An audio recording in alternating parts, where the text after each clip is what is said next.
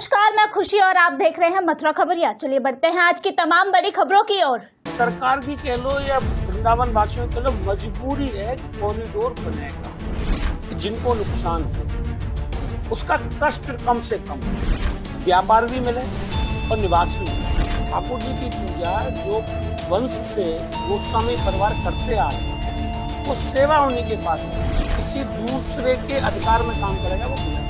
सेवा या जो है वो ठाकुर उनके हो, भगवान सबका है।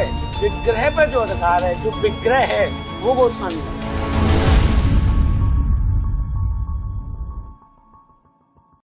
नमस्कार, राधे राधे। मथुरा खबरिया यूपी टसक में आपका बहुत बहुत स्वागत है। और कार्यक्रमों को लेकर के लगातार श्रृंखला चल रही है।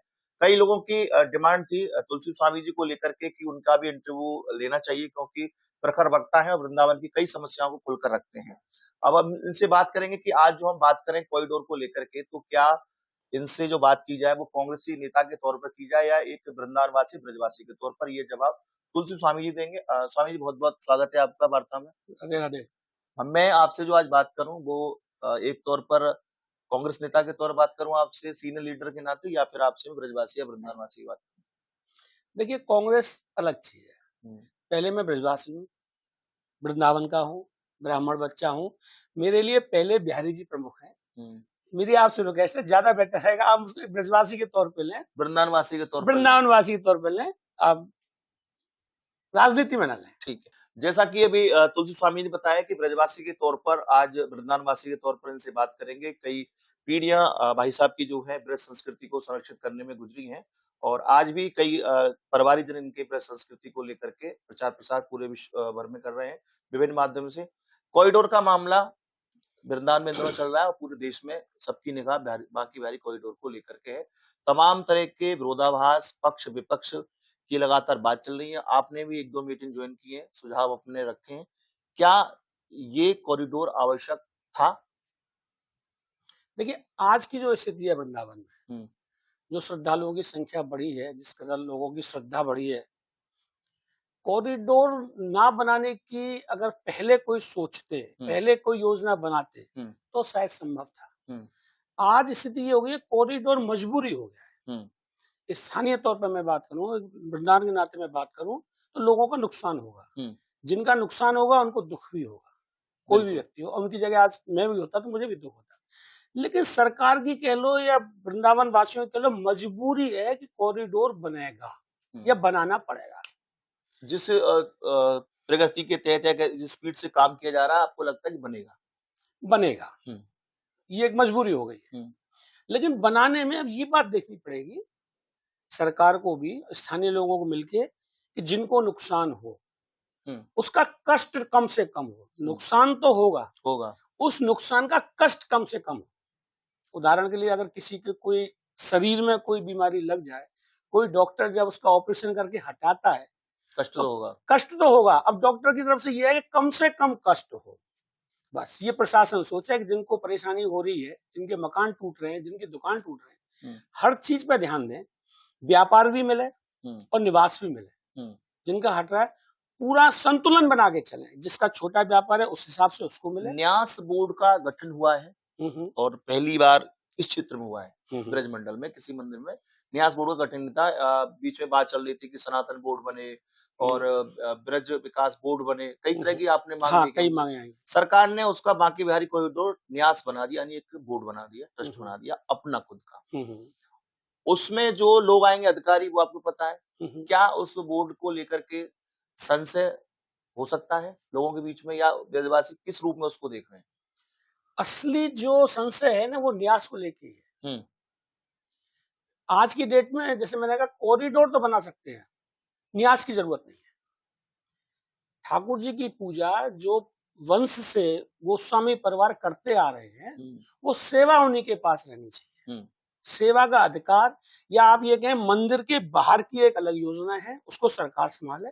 जो मंदिर के अंदर की जो पूजा पद्धति, सेवा, जो उनके नियम है, वो गोस्वामी संभाले। ऐसा तो उन्होंने लिखा है कि सेवा यही करेंगे, उसमें कहाँ संशय नजर आता है? उसमें आप गौर करेंगे, उसमें थोड़ा सा घुमा दिया है। पुजारी नियुक्त करेंगे।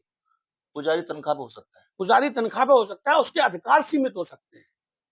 कोई भेंट है, चढ़ावा है, कई तरह की पूजाएं हैं, कोई चौखट पूजन कर रहे हैं, कोई प्रसाद चढ़ा रहे हैं, कोई मुकुट श्रृंगार चढ़ा रहे हैं, उन सब पे अंकुश लगा देगा, ये निश्चित। मैं आपसे एक सवाल पूछना चाहता हूँ, आप क्योंकि इस परंपरा से हैं, तो सेवायत वर्सेस पुजारी में क्या अंतर है? देखिए, पुजारी की एक किसी दूसरे के अधिकार में काम करेगा, वो पुजारी होगा। मालिक कोई और होगा, वो आपको सेवा का अधिकार देगा कि आप इतना इतना काम करेंगे, आप ये सेवा करेंगे। वर्कर के तौर पर मान सकते हैं उसे, वर्कर भी कह सकते हैं, थोड़ा शब्द थोड़ा छोटा है, लेकिन पुजारी मतलब माना जाए पुजारी किसी के अधीन है, अधीन है, उसको एक सेवा का एक दायरा दिया गया, अपनी सेवा का वेतन भोगी माना जाएगा, वेतन भोगी माना जाएगा। और सेवायत जो होते हैं वो ठाकुर उनके होते हैं, और सेवायत उस ठाकुर के होते हैं, प्रतिनिधि के तौर पर, एक भगवान के प्रतिनिधि एक ही होते हैं। आप वो उनका परिवार है। जो सेवायत होता है वो उनका ठाकुर जी होता है, ठाकुर उनका अपना होता है, वो उनकी सेवा करते हैं, वो पूरे अधिकार से करते हैं, क्या करना है, कैसे करना है। हर विग्रह की पूजा पद्धति अलग अलग होती है। गोस्वामी समाज का भी बयान आपने सुना, सुर्खियों में आया था कि हम अपने बांके बिहारी जी को आराध्य को कहीं ले जाएंगे, इतनी दिक्कत है तो कॉरिडोर बनाए। इस बयान से आप कितने सहमत? असल में इस बात को वो पहले उससे जोड़ रहे हैं कि वृंदावन से बिहारी जी पहले भी कई बार गए थे आक्रांताओं की डर से, उससे तो उनको अधिकार, देखिए ठाकुर अगर उनका है तो वो ले जा सकते हैं, वो कहीं भी जहां चाहें वहां ले जा सकते हैं, ये उनका अधिकार है। लेकिन जो भगवान होते लेकिन भक्तों को जो उससे समस्या होगी, अगर ठाकुर सभी के, मेरे भी हैं, आपके भी हैं, और जो उनके वंशज ना, भगवान सबके हैं, जो भगवान का विग्रह है वो गोस्वामी होगा, मूर्ति इसको कह सकते हैं, वो मूर्ति कह सकते हैं, मूर्ति क्या, साक्षात ठाकुर है वो उनका है, गोस्वामी होगा, जो उनकी हरदास परंपरा से आ रहा है। भगवान सब पूजेंगे, दो विषय अलग अलग हो गए, आपने ऐसी बात कर दी। भगवान सबका है, विग्रह पर जो अधिकार है, जो विग्रह है वो गोस्वामी होगा। आज वो गोस्वामी विग्रह को एक बड़े मंदिर में पूजा करें या एक छोटे से कमरे में पूजा करें या अन्य किसी नया भवन बनावे, नया महल बनावे ठाकुर जी का, वहां पूजा करें, ये उनके अधिकार में है। ब्रजवासी इससे 90% सहमत नहीं होंगे। बैठक जो हुई उसमें विरोध किया कि आपके अकेले के तो है नहीं, ये दर्शन आप भी करते हैं, ये भावना भोग मैं भी लगाता हूँ, भोग और भी लोग लगाते हैं, बिल्कुल उसके चाहे भोग सब लगा सकते हैं। क्या ये समस्या का समाधान जो लोग कह रहे हैं, आवाज उठ रही है कि यदि 10 से 15 साल पहले खुद गोस्वामी समाज के लोग विवाद ना हुआ होता, ट्रस्ट का जो आपको पता है कि रिसीवर बैठा, तमाम चीज भोग भंडार के ठेके उठते थे, करोड़ों में जाते थे ठेके, उसको विवाद हुआ, विवाद में ये रिसीवर पे आ गया, खुद हल निकाल सकते थे। हाँ, ये वैसे ऐसा निकाल सकते थे अगर इनमें आपस में जो कमेटी नियुक्त बनी थी, चुनाव जो इनका एक कानून है, इनका एक संविधान है, उसमें जो कमेटी बनी थी उनमें कुछ आपस में विवाद पड़ गया। अच्छा, अब इस बात को ले लो, जब विवाद पड़ गया तो आज के समय पे प्रबंध किसके पास है? समिति तो कर नहीं रही, कौन कर रहा है आप बताएं? सरकार कर रही है ना, जुडिशियल जो है वही तो संभाल रही है। तो ये जो व्यवस्थाएं पिछले अगर 10 साल में बिगड़ी हैं, तो किसके कार्यकाल में बिगड़ी है? आप कमेटी को क्यों दोष दे रहे हैं? आप गोस्वामियों को क्यों दोष दे रहे हैं? गोस्वामी तो वहां एक पुलिस वाले की ड्यूटी नहीं लगा रहे, गोस्वामी तो कोई नियम बना नहीं रहे, लेकिन नियम बना रहा है जुडिशियल। लोग अगर भीड़ में मर रहे हैं, दम घुट के मर रहे हैं, तो उसकी जिम्मेदारी गोस्वामी को आप क्यों दे रहे हैं? आप ये क्यों कह रहे हैं कि गोस्वामी व्यवस्था फैला रहे हैं? व्यवस्था को जब जुडिशियल संभाल रहा है, प्रशासन संभाल रहा है, और इस बीच में कोई कमी हो रही है, कोई दुर्घटना घट रही है, तो आप गोस्वामी को दोष कहते हैं। सांसद हेमामालिनी, अगर समिति होती, अगर इनकी कमेटी होती और वो व्यवस्थाओं को संभाल रही होती और ऐसी घटनाएं दुर्घटनाएं घटती, तो आप ये कह सकते थे कि भाई कमेटी इसको संभालने में सक्षम नहीं है, अब हम संभालेंगे। तो अभी तक आप संभाल रहे थे, अब ये कह रहे हैं कि ये व्यवस्थाएं ठीक नहीं है। मैं सरकार की तरफ से कह रहा हूँ, सरकार संभाल रही थी, अब उसको न्याय बोर्ड बना के संभालेगी, तो बात तो वही रही ना। पहले भी आप थे, अब एक नए स्वरूप में आ जाएंगे, न्यास बोर्ड के नाम से आप आ जाएंगे। सांसद हेमामालिनी का जिस तरह से अन्य मीडिया प्लेटफॉर्म पर बयान आप सुन रहे होंगे, पढ़ा भी होगा, उन्होंने कहा कि लोग भगवान बांके बिहारी के दर्शन करने जाते हैं, दर्शन नहीं देखने जाते हैं। और उन्होंने एक बयान ये भी दिया कि एक बार उनकी हेयर ड्रेसर आई, उसको बाल पकड़ के खींच के निकाला, और अन्य तमाम ऐसी वीडियो हमारे पास भी आती जाती रहती है जिनमें गार्ड धक्का देते हैं, मारते हैं, पीटते हैं और धक्का मुक्की होती है। इन सब व्यवस्थाओं को देखते हुए ये निर्णय जरूरी है। अच्छा, अब गार्ड किसके अंडर में काम कर रहे हैं? ट्रस्ट के अंदर में काम कर रहे हैं? नहीं, ट्रस्ट नहीं, मतलब जो मैनेजमेंट सोसाइटी बना रखी है, जो रिसीवर वो उसको कौन मैनेज कर रहा है? प्रबंधक जो है वहाँ के, उनके अंदर में। प्रबंधक के ऊपर कौन है? गोस्वामी तो नहीं है? नहीं, रिसीवर है। रिसीवर है। रिसीवर किसके अंडर में है? जुडिशरी के अंदर में। उनकी गलती है। अगर गार्ड किसी के संग धक्का मुक्की कर रहे हैं, किसी से बदतमीजी कर रहे हैं, तो ये जिम्मेदारी जुडिशियल की बनेगी ना, जो उसको मैनेजमेंट को कर रहे हैं। आप गोस्वामी के लिए क्यों कहेंगे? दूसरा उन्होंने जो सबसे ज्यादा जवाब दिया, वो कहा कि लोग दर्शन करने जाते हैं बिहारी जी के, गोस्वामी साहब पर्दा यूं बंद कर देते, ऐसे करते, पीछे घूम जाते, लगता है कि उनके दर्शन करने नहीं आए और उनके दर्शन करने पड़ रहे हैं हमें। ये भी उन्होंने बयान दिया। हाँ, बिल्कुल कहा। ये हो सकता है कि आप, जैसे मैंने कही, बाहर की व्यवस्था को प्रशासन संभाले और अंदर की व्यवस्था जो गोस्वामी संभाल रहे हैं, अगर वो कोई गलती कर रहे हैं, उसमें व्यवस्थाओं में कोई दिक्कत हो रही है, उसको सलाह के रूप में या एक नियम बना के आप उसमें सुधार ला सकते हैं। आज मान लो कोई बात है, अगर कहीं कोई गलती हो रही है, तो उस गलती में सुधार तो लाने का प्रयास करेंगे आप, या उसकी चीज को आप ले लेंगे?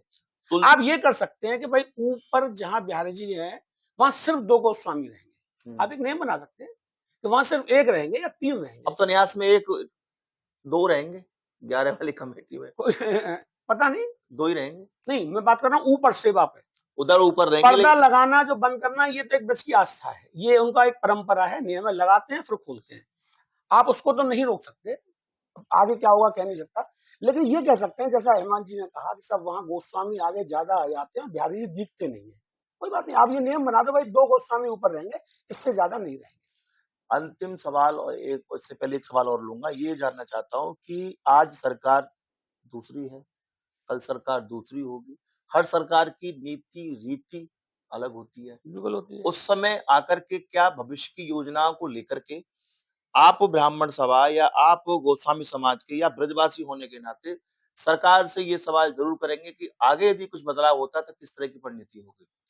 देखो, ये तो भविष्य की गोद में है, और ये बात आपके मन में या मेरे मन में नहीं, बहुत से भक्तों के मन में भी है। सरकार बनना हटना ये एक प्रक्रिया है, लोकतंत्र की प्रक्रिया है, और जो सरकारें आती हैं सबकी मानसिकता विचारधारा अलग अलग होती है, रीति नीति दोनों सबके अलग होती है। आज जो सरकार चल रही है इसकी विचारधारा अलग है, इससे पहले जो सरकार थी उनकी विचारधारा अलग है।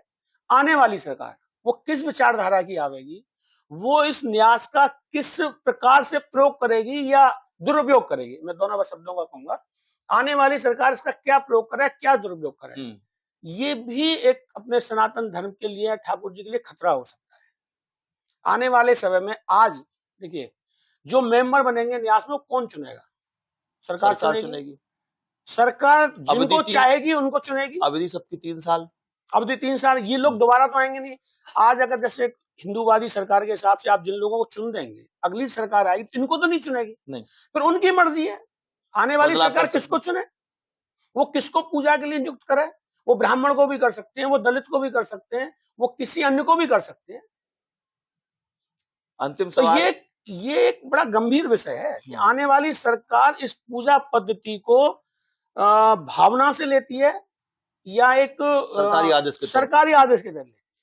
अंतिम सवाल, व्यक्तिगत तौर पर पंडित तुलसी स्वामी जी कॉरिडोर के समर्थन में या विरोध में? कॉरिडोर या अधिग्रहण, मंदिर अधिग्रहण, 2 अलग अलग हैं।